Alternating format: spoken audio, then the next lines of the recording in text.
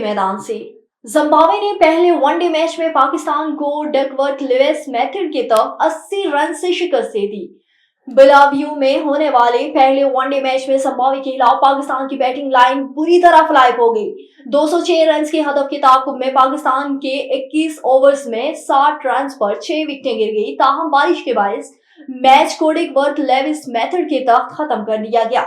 International cricket council ने वाज़ेह कर दिया कि मंगल को चैंपियंस ट्रॉफी के मामले पर हंगामी बोर्ड मीटिंग शेड्यूल नहीं है।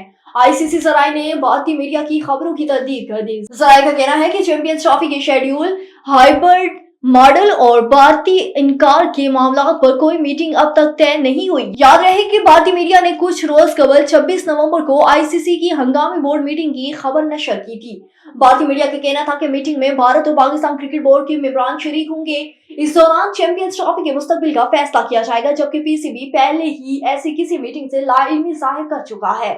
मजीद आगे बढ़ते हुए आपको बताएं कि पाकिस्तान व्हाइट बॉल टीम के कप्तान मोहम्मद रिजवान ने कहा है कि नौजवान खिलाड़ियों के पास मौका है कि जिम्बाब्वे के खिलाफ अच्छा परफॉर्म करें।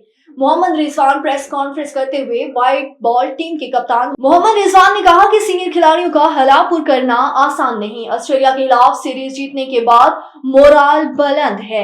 मोहम्मद रिजवान ने कहा कि कोशिश होगी कि चैंपियंस ट्रॉफी के लिए अच्छी टीम बनाएं। गैर मुल्की सीरीज पर कंडीशंस मुख्तलिफ हो सकती हैं। उन्होंने मजीद कहा कि आकिब जावेद से मुलाकात हुई है। आकिब जावेद ने कहा है कि जैसे ऑस्ट्रेलिया में खेले हैं, जिम्बाब्वे के खिलाफ भी वैसे ही खेलेंगे।